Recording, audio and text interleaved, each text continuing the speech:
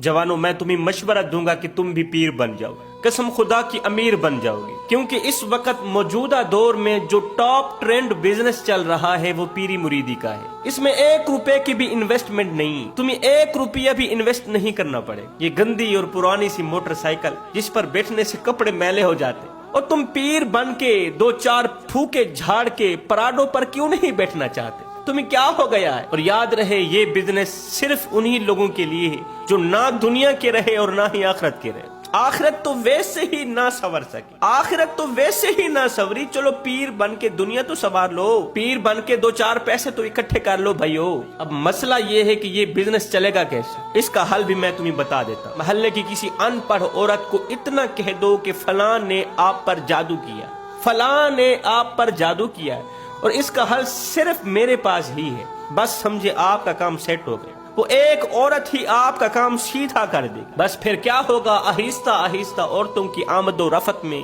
इजाफा होने लग जाएगा। मुरीद के पैसों से पीर ने पराडो खरीद ली, और पीर की दुआ से मुरीद बेचारा साइकिल भी ना खरीद सका। याद रहे, पीर को मशहूर करने में खास कर औरतों का हाथ होता है। आज अगर मेरे मुआशरे की औरतें पढ़ी लिखी होती, अगर मेरे मुआशरे की औरत तालीम याफ्ता होती, तो ये दम फूक झाड़ने वाले पीर बेचारे भूख के मारे महल्ले की गलियां साफ कर रहे होते। मैं कोई शिया वहाबी देवबंदी नहीं, मैं अल्हम्दुलिल्लाह अहले सुन्नत वल जमात बरेलवी अकीदे से ताल्लुक रखने वाला शबीर कमर बुखारी कौम के नौजवानों के आगे हाथ बांध के छोटी सी अर्जी करना चाहता हूँ। मैं कहना चाहता हूँ, खुदारा मेरे भाइयों, उन पीरों को तलाश करो जो दीन की खिदमत कर रहे हैं। उन पीरों को तलाश करो जिन्होंने दीन की खिदमत की, जिन्होंने उम्मत को जीना सिखाया और सिखा भी रहे हैं। जिन अजीम लोगों ने उम्मत के नौजवानों को नई जिंदगी दी और दे भी रहे। कसम खुदा की, दीन की खिदमत करने वाले,